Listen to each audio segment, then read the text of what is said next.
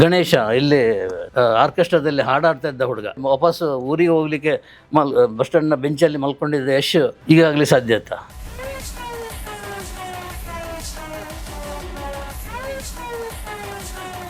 ನಿಮಗೆ ಮೇಡಮ್ ಮಾತಾಡ್ಬೇಕಂತ ನಿಮ್ಮ ಹತ್ರ. ಯಾವ ಮೇಡಮ್ಮು? ಸುಧಾಮೂರ್ತಿ ಅಂತ. ಅವ್ರು ಫೋನ್ ಮಾಡೋಣ, ನೀವು ಹೇಳಿದ್ದಂತೆ ಸುಧಾಮೂರ್ತಿ ಅವರು 25,000 ಕಳಿಸ್ಯಾರಂತೆ. ನಾನು ತಿಳ್ಕೊಂಡಿದ್ದೆ ಅವನು ಪರಮ ಜುಗ್ಗ ಅಂತೇಳಿ. ಅವನೇ ಜುಗ್ಗನೇ ಕೊಡ್ತಾ ಇದ್ದಾರೆ. ನನಗೇನಿಗೆ ಸಿಕ್ಕಿದೆಯೋ ಅದಷ್ಟರಲ್ಲಿ ತೃಪ್ತ. ಅದಾಗಬೇಕು ಇದಾಗಬೇಕು ಅನ್ನೋ ಅಶ್ವತ್ಥ ಅವ್ರು ತೀರ್ಕೊಂಡಾಗ 22 ಲಕ್ಷ ಬ್ಯಾಂಕಲ್ಲಿತ್ತು. ಶಂಕರ್ ಅಶ್ವತ್ಥ ಫೋನ್ ಮಾಡಿ, ಅಣ್ಣ ಅಪ್ಪಾಜಿಯನ್ನು 8 ವರ್ಷ ಬದುಕಿಸಿದ್ದಾರೆ, ಅದು ನಿಮ್ಮ ಲೇಖನ ಅಂತ. ಅಣ್ಣ ನಾನು ಹೋದೆ, 25,000 ಬಿಲ್ಲಾಗಿತ್ತು, ಕೊಟ್ಟೆ, ಶವ ಬಿಟ್ಟುಕೊಟ್ರು. ಸೊ ವೈಯಕ್ತಿಕವಾಗಿ ನನಗೆ ದೊಡ್ಡ ನಷ್ಟ ಪುನೀತ್ ಸಾವು.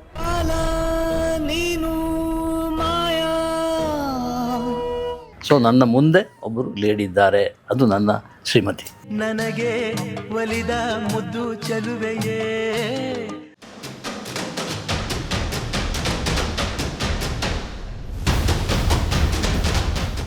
ಸೊ ಅದು ಅವರಿಗೆ ದುಡ್ಡಿನಿಂದಲೇ ಸಹಾಯ ಮಾಡಬೇಕು ಅಂತಿಲ್ಲ, ಕಲೆ ನಂದು ಕರಗತವಾಗಿದ್ದರೆ ಸರ್. ಒಂದು 80 ಮಂದಿಗೆ ಈ ಥರ ಸಹಾಯ ಮಾಡಿದವರು ಯಾರು ಹೇಳ್ಬಾರ್ದು. ಬಟ್ ಒಂದು ಪೆನ್ನು ಮನಸ್ಸು ಮಾಡಿದರೆ ಏನಾಗುತ್ತೆ ಅಂತ ಹೇಳೋದಕ್ಕೆ ನಾನೇ ಸಾಕ್ಷಿ. ಅಶ್ವತ್ಥ ಅವ್ರು ತೀರ್ಕೊಂಡಾಗ 22 ಲಕ್ಷ ಬ್ಯಾಂಕಲ್ಲಿತ್ತು. ಶಂಕರ್ ಅಶ್ವತ್ಥ ಫೋನ್ ಮಾಡಿ, ಅಣ್ಣ ನನ್ನನ್ನು ಅಪ್ಪಾಜಿಯನ್ನು 8 ವರ್ಷ ಬದುಕಿಸಿದ್ದಾರೆ, ಅದು ನಿಮ್ಮ ಲೇಖನ ಅಂತ. ಅದನ್ನು ನಾನು ಓದಿದ್ದೇನೆ ನಿಮ್ಮ ಪುಸ್ತಕದಲ್ಲಿ. ಅದು ನೀವು ಅದನ್ನೇ ಕ್ಯಾಪ್ಷನ್ ಆಗಿ ಕೊಟ್ಟು ಬರ್ತೀವಿ. ಒಂದು ಇವತ್ತಿಗೆ ಮೊನ್ನೆ ಹೋಗಿ ಇಂಟರ್ವ್ಯೂ ಮಾಡಿದಾಗಲೂ ಅದನ್ನೇ ಹೇಳಿದ್ರು. ನನಗೆ ಒಂಚೂರು ಮುಜುಗರ ಇದೆಲ್ಲ ಆಗ್ತದೆ, ಬಟ್ ಅದು ಫ್ಯಾಕ್ಟ್. ಅದು ನಾನಂತಲ್ಲ, ಯಾವ ಫಿಲ್ಮ್ ಜರ್ನಲಿಸ್ಟ್ ಅದು ಮಾಡಿದರೆ ಅದು ಅವರು ಸಲ್ಲಬೇಕಾಗ್ತದೆ. ಇನ್ನೊಂದು ಹೇಳಬೇಕು, ಮೌನ ಮಾತಾದಾಗ ಅಂತ ಇದರಲ್ಲಿ ಹಾಯ್ ಬೆಂಗಳೂರಿನಲ್ಲಿ ಒಂದು ಅಂಕಣ ಇತ್ತು. ಅದರಲ್ಲಿ ಕೆಲವು ಕಲೆಕ್ಷನ್ ಎಲ್ಲ ಮಾಡ್ಕೊಂಡು ಒಂದು ಸಿನಿಮಾ, ಒಂದು ಬುಕ್ ಪ್ರಿಂಟ್ ಮಾಡಿದ್ವಿ, ಮೌನ ಮಾತಾದಾಗ ಅಂತೇಳಿ.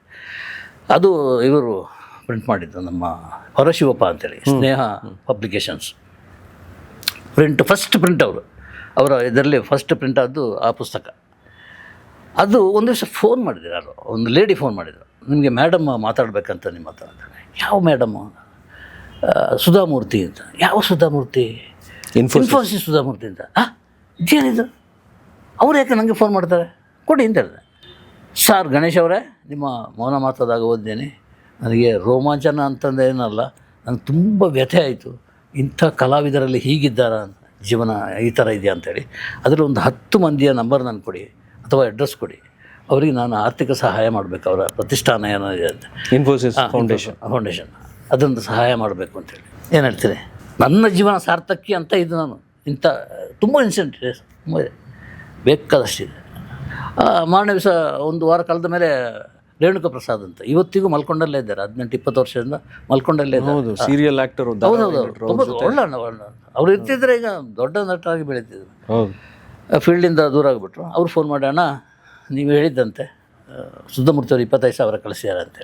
ದೊಡ್ಡ ಮೊತ್ತ ಸರ್, 25,000. ಈ ಪ್ರತಿಷ್ಠಾನದಲ್ಲಿ ಕೋಟಿಗಟ್ಟಲೆ ಇರ್ಬೋದೇನೋ, ಅವ್ರು ಯಾಕೆ ಕೊಡಬೇಕು ಅಲ್ವಾ? ಹೌದು, ಕೊಡಲಿಕ್ಕೆ ಅಕ್ಷರಗಳು. ಒಂದು ನಿಮ್ಮ ಅಕ್ಷರ ಮನ ಮುಟ್ಟುವಂತೆ ಬರೆದದ್ದು, ಎರಡನೇದು ಅವ್ರು ಕೊಡುವಂಥ ಮನಸ್ಸು ಎರಡು ಕೂಡಿ ಬಂದಾಗ ಅವರಿಗೆ ಅಷ್ಟಾಯಿತು. ಜೀವನ ಪೂರ್ತಿ 25,000 ಏನು ಬರ್ತದೆ ಅಂತಲ್ಲ, ಆ ಮೊಮೆಂಟಿಗೆ ಅವರಿಗೆ ಸಿಕ್ಕಿದೆಯಲ್ಲ, ಅಂದರೆ ಜನ ನನ್ನನ್ನು ಗುರುತಿಸ್ತಾ ಇದ್ದಾರೆ ಅಂತೇಳಿ. ಹೌದು ಹೌದು. ಇನ್ನೊಂದು ಯೋಚನೆ ಮಾಡಿದೆ, ಈ ಅಸಹಾಯ ಕಲಾವಿದರು ನಾನು ಸುಮ್ಮನೆ ಹೋಗಿ ಅವರ ಇಂಟರ್ವ್ಯೂ ಮಾಡ್ಕೊಂಡು ಲೈಟ್ ಇದರಲ್ಲೆಲ್ಲ ಅದು ಹೋಗೋ ಮೊದಲು ಫೋನ್ ಮಾಡ್ತಾಯಿದ್ದೆ ನನ್ನ ಆತ್ಮೀಯ ಪ್ರೊಡ್ಯೂಸರ್ಗೆ. ಸರ್ ಹೋಗ್ತಾ ಇದ್ದಾನೆ, ಇವರು ತುಂಬ ಆರ್ಥಿಕವಾಗಿ ಸಂಕಷ್ಟದಲ್ಲಿದ್ದಾರೆ, ನಿಮ್ಮಿಂದ ಏನು ಕೊಡಲಿಕ್ಕೆ ಸಾಧ್ಯ, ಅಣ್ಣ ಎಷ್ಟು ಕೊಡಬೇಕು ಅಂತ ಹೇಳ್ತಾ ಇದ್ದೆ. ನಾನೊಂದು 10-15,000, ಇಲ್ಲಣ್ಣ 25,000 ಕೊಡ್ತೀವಿ ಅಂತ ಕೊಟ್ಟಿದ್ದಾರೆ. ಒಂದು 50-60 ಕಲಾವಿದರು ಕೊಟ್ಟಿದ್ದಾರೆ ಇದೇ ಥರ. ನಂದಲ್ಲ ದುಡ್ಡು, ನಾನೆಲ್ಲಿ ಕೊಡಲಿ, ಅವ್ರು ಕೊಡ್ತಾರೆ. ಒಂದು ದಿವಸ ನಾನು ಹೇಳಿಬಿಡ್ತೀನಿ, KV ನಾಗೇಶ್ ಕುಮಾರ್ ಅಂತ ಡಿಸ್ಟ್ರಿಬ್ಯೂಟರ್ ಆಗಿದ್ದವರು, ಪರಮ ಜುಗ್ಗ ಅಂತೇಳಿ ಹೇಳ್ತಾ ಇದ್ದವರು. ಅವ್ರನ್ನ ಇಡೀ ಇಂಡಸ್ಟ್ರಿಯಲ್ಲಿ 1 ಪೈಸೆ ಆಚೆ ವೇಸ್ಟ್ ಆಗ್ಲಿಕ್ಕೆ ಬಿಡಲ್ಲ ಅಂತೇಳಿ. ಅವರು ಒಂದು ದಿವಸ ಫೋನ್ ಮಾಡಿದ್ರು, ಅಣ್ಣ ನೀವೆಲ್ಲ ಅವರಿವರಿಗೆಲ್ಲ ಸಹಾಯ ಮಾಡ್ತಿದ್ದಂತೆ, ನನಗೂ ಒಂದು ಮಾತು ಹೇಳಿ, ನಾನು ಸಹಾಯ ಮಾಡಬೇಕು ಅವರಿಗೆ. ಇದು ಹೊಸ ನನಗೆ. ಕೆಲವು ದುಡ್ಡು ಕೇಳಿದರೂ ಕೊಡಲ್ಲ, ಈಗ ಇಲ್ಲ ಮುಂದೆ ಹಾಗೆ ಮಾಡೋರು. ನಾನು ಕೊಡ್ತೇನೆ ಅಂತ ಮುಂದೆ ನಾನು ತಿಳ್ಕೊಂಡಿದ್ದೆ ಅವನು ಪರಮ ಜುಗ್ಗ ಅಂತೇಳಿ. ಅವನೇ ಜುಗ್ಗನೇ ಕೊಡ್ತಾ ಇದ್ದಾರೆ. ನನಗೆ ದೊಡ್ಡ ಮನುಷ್ಯ ಅಂತ ಅನ್ನಿಸ್ತು. ಒಂದು ವಿಷಯ ಏನಾಯಿತು, ಒಂದು ಸಿನಿಮಾದ ಡೈರೆಕ್ಟರ್ ನಂಜುಂಡಪ್ಪ ಅಂತೇಳಿ. ಅವರು ತೀರ್ಕೊಂಬಿಟ್ರು ಹಾಸ್ಪಿಟ್ಲಲ್ಲಿ ತೀರ್ಕೊಂಡು. ಅವರ ಹೆಣನ ಬಿಟ್ಟುಕೊಡ್ಲಿಕ್ಕೆ ರೆಡಿ ಇಲ್ಲ ಹಾಸ್ಪಿಟ್ಲ್ ಆಡಳಿತವರ್ಗ, ಬಿಲ್ಲು ಚುಕ್ತ ಮಾಡಬೇಕು ಅಂತ. ಅಷ್ಟು ದುಡ್ಡಿಲ್ಲ ಇಲ್ಲ. ಅಲ್ಲಿದ್ದ ಹುಡುಗ ನನಗೆ ಫೋನ್ ಮಾಡ್ದ, ಅಣ್ಣ ಇದು ಈಗ ಆಗಿದೆ, ಶವ ಬಿಟ್ಟು ಕೊಡ್ತಾ ಇಲ್ಲ ಅಂತೇಳಿ. ನನಗೆ ಪಕ್ಕ ನೆನಪಾದ್ದು ಇವರು ಜುಗ್ಗ KV ನಾಗೇಶ್ ಕುಮಾರ್ ಸರ್, ಹೀಗೆ ಆಗಿದೆ ಅಣ್ಣ, ನೀವೇನು ಯೋಚನೆ ಮಾಡಬೇಡಿ, ನಾನಿದ್ದೀನಿ, ಚಿಂತೆ ಮಾಡಬೇಡಿ, ಸಂಜೆ ಫೋನ್ ಮಾಡ್ತೇನೆ ಅಂತ ಹೇಳಿದರು. ಸಂಜೆ ಫೋನ್ ಮಾಡಿದರು.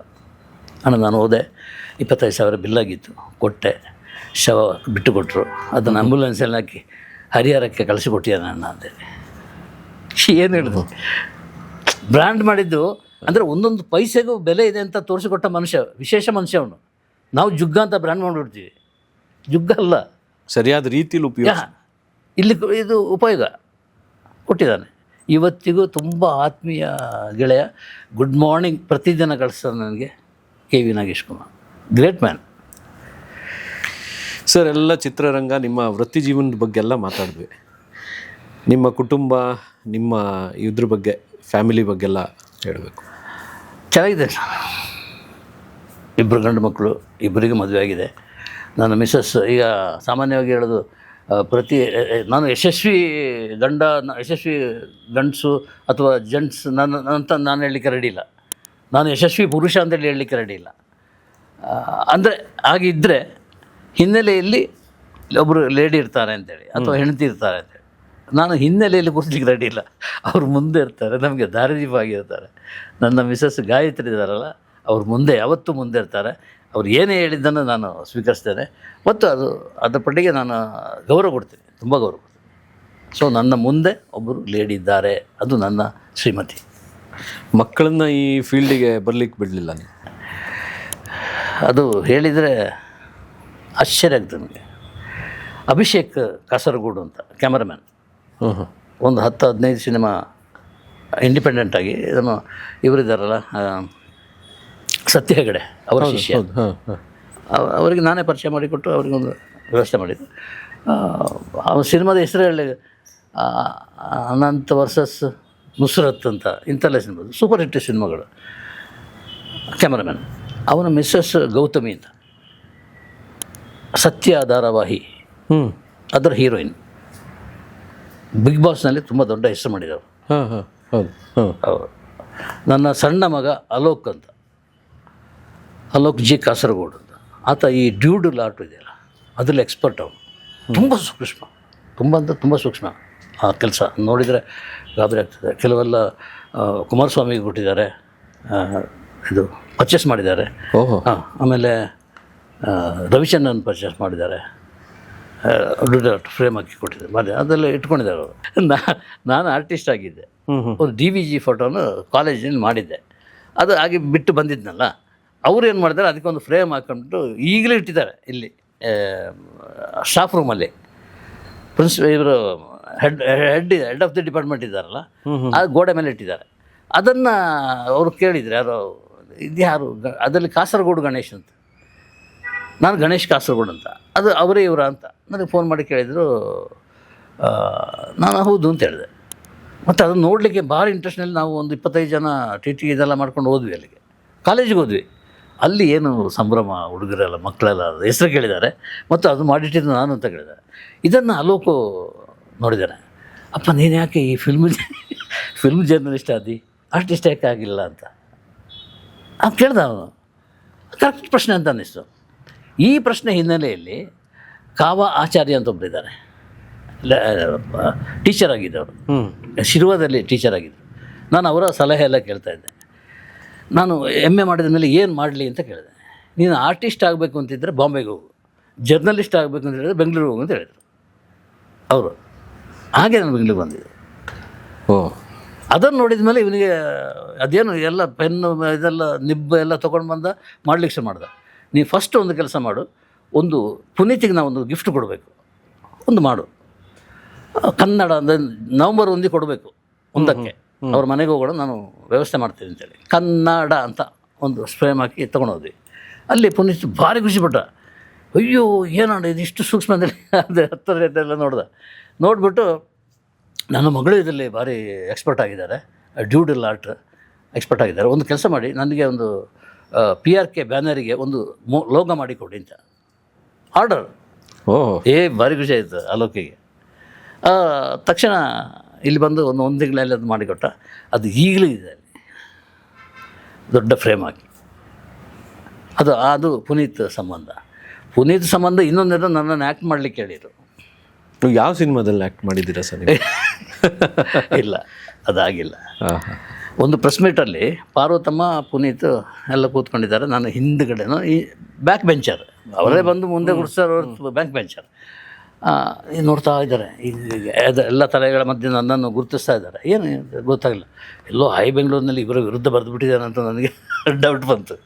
ಪ್ರೆಸ್ ಮೀಟ್ ಮುಗೀತು, ಎದ್ದು ಸರ್ ಅಂತ ಹೊರಟೆ. ತಕ್ಷಣ ವೀರೇಶ್ ಪ್ರೆಸ್ ಮೀಟ್, ಅದು ವೀರೇಶ್ ಅವರು ಕರೆದ್ರು, ಇಲ್ಲಿ ಪಾರ್ಥಮ್ಮ ಮಾತಾಡ್ಬೇಕಂತ.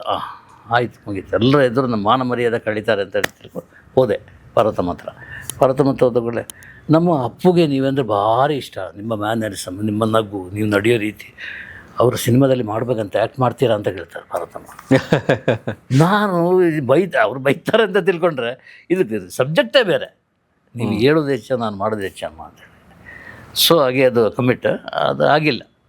ಎಲ್ಲ ಪ್ರೆಸ್ ಮೀಟ್ಗಳಲ್ಲಿ ಸ್ಟೇಜಿಂದ ಎದ್ದು ಬಂದು ಪುನೀತ್ ಪಾದ ಮುಟ್ಟಿ ನಮಸ್ಕಾರ ಮಾಡಿ ಹೇಳ್ತಾ ಇದ್ದ, ನಾವು ಇಬ್ಬರು ಒಂದು ಫ್ರೇಮ್ನಲ್ಲಿ ಇಡೀ ಸಿನಿಮಾ ಇರುವಂಥ ಕಥೆ ಯಾವಾಗ ಸಿಗುತ್ತೋ ಆಗ ನೀವು ನನ್ನ ಜೊತೆ ಆ್ಯಕ್ಟ್ ಮಾಡ್ತೀರಿ ಅಂತ ಹೇಳಿ. ಹೌದು ಅಂತ ಅನಿಸ್ತು. ಅಂದರೆ ಯಾರೋ ಅಲ್ಲಿ ಬಂದು ಹೋಗೋ ಪಾತ್ರ ಆದರೆ ಅದು ಅವನಿಗೆ ಇಷ್ಟ ಇಲ್ಲ, ಅದು ಆ ಟೈಮ್ ಬರಲೇ ಇಲ್ಲ, ಹೊರಟೋಗ್ಬಿಟ್ರು. ಸೊ ವೈಯಕ್ತಿಕವಾಗಿ ನನಗೆ ದೊಡ್ಡ ನಷ್ಟ ಪುನೀತ್ ಸಾವು. ಇಡೀ ಕರ್ನಾಟಕಕ್ಕೂ ನಷ್ಟ. ಕರ್ನಾಟಕಕ್ಕೆ ಇದ್ದೇ ಇದೆ, ಸಿನಿಮಾ ಜಗತ್ತಿಗೆ ಇದ್ದೇ ಇದೆ. ಹೌದು, ವೈಯಕ್ತಿಕವಾಗಿ ನನಗೆ ಅದು ಹೌದು, ಪುನೀತ್ ತುಂಬ. ಆಮೇಲೆ ಫೈನಾನ್ಷಿಯಲ್ ವಿಚಾರದಲ್ಲೂ ಅಷ್ಟೇ, ಆರ್ಡ್ರ್ ತಾನೇ ಅದು ಲೋಗೋ ಕೊಟ್ಟು ಮನೆಗೆ ಬರಬೇಕಿದ್ರೆ ಅಕೌಂಟಲ್ಲಿ 30,000 ಪೇ ಆಗಿದೆ. Payment prompt. ಸರ್, ಈಗಿನ ಯುವ ಜನರಿಗೆ, ಪತ್ರಕರ್ತರಾಗಲಿಕ್ಕೆ ಬಯಸೋರಿಗೆ ನಿಮ್ಮ ಸಂದೇಶ? ಏನು ಹೇಳಿದ್ರು ನನ್ನ ಬಗ್ಗೆ?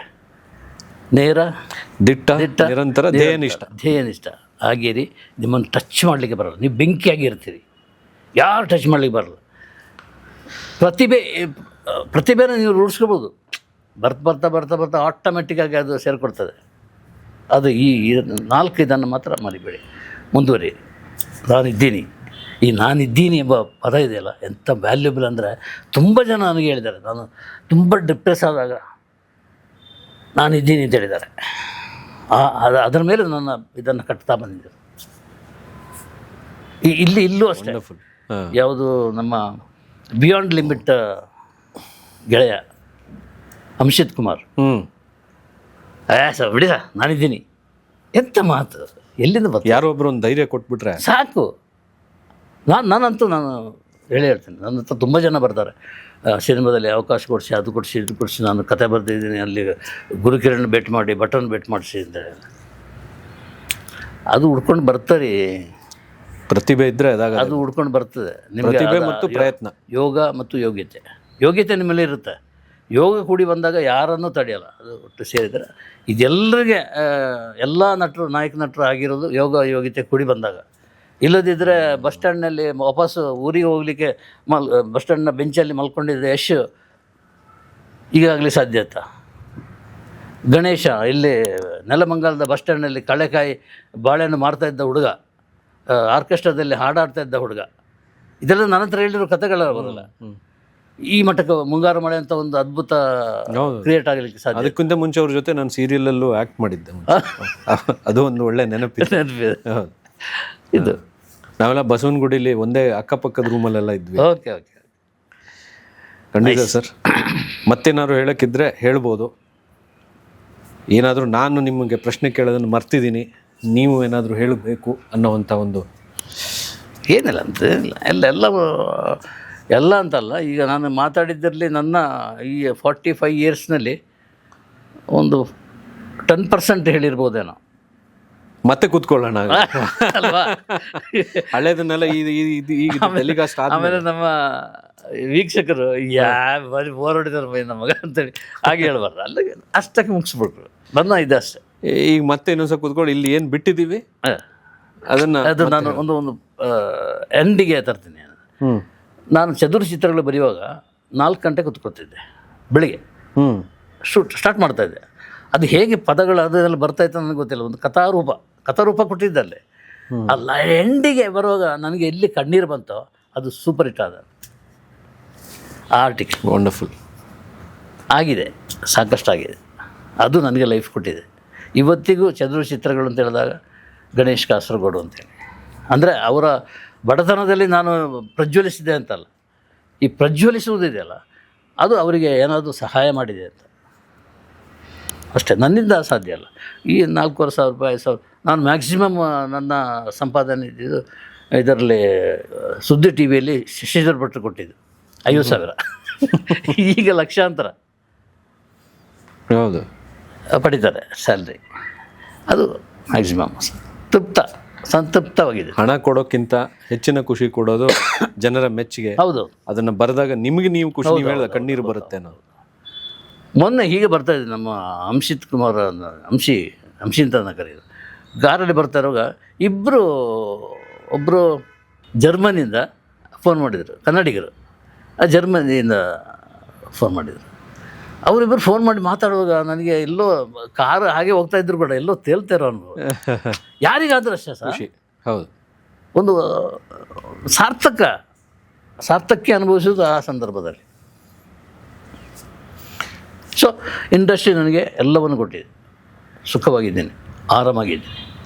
ನಾನು ದುಡ್ಡಿನ ಹಿಂದೆ ಬಿದ್ದವನಲ್ಲ. ದುಡ್ಡಿನ ಹಿಂದೆ ಬಿದ್ದಿರ್ತಿದ್ರೆ ಇವತ್ತಿಷ್ಟು ಖುಷಿಯಾಗಿ ಮಾತಾಡೋಕೆ ಆಗ್ತಾನೆ ಇರಲಿಲ್ಲ. ಬೇಡ, ಒಂದಿಷ್ಟು ಹೇಳೋಣ ಅಂತಿದ್ದೆ, ಬೇಡ ಬಿಟ್ಬಿಟ್ಟು ಹೇಳ್ಬಿಡ್ತೀನಿ. ರವಿ ಬೆಳಗ್ಗೆ ಆಗ್ತಿದ್ದೆ. ನಾನೇ ಕರೆಸಿದಂಥ ಹುಡುಗ ಆಗ. ಯಾವ ಮಟ್ಟಕ್ಕೆ ಯಾವ ಸಾಮ್ರಾಜ್ಯ ಎಂತೆಲ್ಲ ಸಾಮರ್ಥ್ಯ ಇದೆ ಅಲ್ಲ, ಅದೆಲ್ಲರಿಗೂ ಬರಲ್ಲ. ನನಗೇನಿಗೆ ಸಿಕ್ಕಿದೆಯೋ ಅದಷ್ಟರಲ್ಲಿ ತೃಪ್ತ. ಅದಾಗಬೇಕು ಇದಾಗಬೇಕು ಅನ್ನೋ, ನಾನು ಹೋದಾಗ ಅವರು ಎದ್ದು ರೆಸ್ಪೆಕ್ಟ್ ಕೊಡಬೇಕು ಅನ್ನೋ, ನನ್ನನ್ನು ಅವರು ಕರಿಬೇಕು, ನನಗೆ ಬೇಕಾ ನಾನು ಹೋಗ್ತೀನಿ, ಫೋನ್ ಮಾಡದೆ ಹೋಗ್ತೀನಿ, ಇರ್ತಾರೆ, ಸಿಗ್ತಾರೆ, ಮಾತಾಡ್ತೀನಿ, ಅಷ್ಟೇ ರೆಸ್ಪೆಕ್ಟ್ ಕೊಡ್ತಾರೆ. ಯಾರೇ ಇದ್ರು, ರವಿಚಂದ್ರನ್ ಆಗಿರಲಿ, ಯಾರೇ ಆಗಿದ್ರು ಕೂಡ, ರಮೇಶ್, ಅರವಿಂದ್, ಒಬ್ಬೊಬ್ಬ ತಾರೆಯರ ಹಿಂದೆ ಬೇರೆ ಬೇರೆ ಸ್ಟೋರಿ ಇದೆ. ಅದು ಹೇಳ್ತಾ ಹೋದರೆ ವೀಕ್ಷಕ ಮಾನವರಿಗೆ ಕ್ಷಮೆ ಕೇಳ್ಬೇಕು. ಅದು ಬೇರೊಂದು ರೀತಿಯಲ್ಲಿ ನಾವು ಮಾತಾಡ್ಬೋದು, ಇನ್ನೊಂದು ಸಂದರ್ಭದಲ್ಲಿ ಮಾತಾಡ್ಬೋದು. ಮತ್ತೆ ಕೂತ್ಕೊಳ್ಳೋಣ. ಎಸ್, ಕೆಲವೊಂದು ಇಂಟ್ರೆಸ್ಟಿಂಗ್ ಟಾಪಿಕ್ಗಳನ್ನ ತಗೊಂಡು ಆಸಕ್ತಿಕರ ವಿಷಯಗಳ ಬಗ್ಗೆ ಮತ್ತೆ ಚರ್ಚೆ ಮಾಡೋಣ. ಎಸ್, ಧನ್ಯವಾದ ಸರ್. ಇವತ್ತು ನಿಜವಾಗ್ಲೂ ನಿಮ್ಮನ್ನು ಇಂಟರ್ವ್ಯೂ ಮಾಡೋಕ್ಕೆ ಸಿಕ್ಕಿದಂಥದ್ದು ನನ್ನ ಒಂದು ಸದವಕಾಶ ಅಥವಾ ನನ್ನ ಒಂದು ಅದೃಷ್ಟ ಅಂತ. ಇಲ್ಲ, ನಾನು ಅದು ಬೇರೆ ರೀತಿಯಲ್ಲಿ ಹೇಳ್ತೀನಿ. ಪ್ರಮೋದ್ ಹೆಗಡೆ ಅಂತವರು ಬಂದು ನನ್ನನ್ನು ಸಂದರ್ಶನ ಮಾಡಿದ್ದು ನನಗೆ ಭಾರಿ ಖುಷಿ ಕೊಟ್ಟಿದೆ. ನೋಡಿದರೆ ಯಾವುದಕ್ಕೂ ನಾನು ಪ್ರಿಪೇರ್ ಆಗಲ್ಲ, ಸಂದರ್ಶನ ಅದು ಇದು ಅಂತೇಳಿ. ಇಲ್ಲಿ ನಾನು ಕೂತ್ಕೊಳ್ತೇನೆ ಅಂತ ನನಗೆ ಗೊತ್ತಿಲ್ಲ. ನಾನು ಯಾವಾಗಲೂ ಅಲ್ಲಿ ಕೂತ್ಕೊಳ್ಳೋನು. ಇಲ್ಲಿ ಈಗ ಕೂತ್ಕೊಳ್ಳೋ ಸಂದರ್ಭ ಬಂದಿದ್ದು ಅದು ಅಂಶಿತ್ತಿಂದಾಗಿ. ಹೌದು, ನನಗೂ ಅಂಶಿತ್ ಅವರ ಒಂದಿನ ಫೋನ್ ಮಾಡಿ ಕರೆದ್ರು, ಎಸ್ ಬನ್ನಿ ಅಂದರು. ಈ ಯೂಟ್ಯೂಬು ಮತ್ತೆ ಇದರಿಂದ ಸ್ವಲ್ಪ ದೂರವಾಗಿದೆ ಮೀಡಿಯಾದಿಂದ ಎಲ್ಲ. ಈ ಮೂಲಕ ಬರ್ತಾ ಇದೆ, ಈ ಮೂಲಕ ಮತ್ತೆ ವೆಲ್ಕಮ್. ಥ್ಯಾಂಕ್ ಯು ಸರ್, ಧನ್ಯವಾದಗಳು. ಮತ್ತೆ ಸಿಗೋಣ. ಎಸ್, ಖಂಡಿತ, ಥ್ಯಾಂಕ್ ಯು. ಒಬ್ಬ ಪತ್ರಕರ್ತನಿಗೆ ಅವರು ಎಷ್ಟು ಧ್ಯೇಯನಿಷ್ಠರಾಗಿರ್ತಾರೋ ಅಷ್ಟು ಅವರ ಶಕ್ತಿ ಹೆಚ್ಚುತ್ತೆ. ಎಷ್ಟು ಸತ್ಯಕ್ಕೆ ಅಂಟ್ಕೊಂಡಿರ್ತಾರೋ ಅಷ್ಟು ಅವರು ಅವರ ಒಂದು ವೃತ್ತಿಯಲ್ಲಿ ಮೇಲೆ ಬರ್ತಾರೆ. ಇದನ್ನು ಇವತ್ತು ನಾವು ಗಣೇಶ್ ಕಾಸರಗೋಡು ಅವರ ಜೊತೆಗೆ ಮಾತನಾಡುವಾಗ ಅವರ ಜೀವನದ ಘಟನೆಗಳಿಂದ, ಅವರ ನೇರವಾದ ನಡೆನುಡಿಗಳಿಂದ ಹಾಗೂ ಅವರು ಹಂಚಿಕೊಂಡಂಥ ಹಲವಾರು ವಿಷಯಗಳಿಂದ ನಾವು ಇವತ್ತು ತಿಳ್ಕೊಂಡಿದ್ದೀವಿ. ಹೀಗೇ ನಮ್ಮ ಬಿಯಾಂಡ್ ಲಿಮಿಟ್ಸಲ್ಲಿ ತುಂಬ ಜನರ ಜೊತೆ ನಾವು ಮಾತಾಡ್ತೀವಿ. ಅದರಿಂದ ನಮಗೂ ಕೂಡ ಜೀವನದಲ್ಲಿ ಹಲವಾರು ಸಂದೇಶಗಳನ್ನು ನಾವು ತಗೋಬೋದು, ಅದನ್ನು ಅಳವಡಿಸ್ಕೋಬೋದು, ಬೆಳಿಬೋದು. Thank you.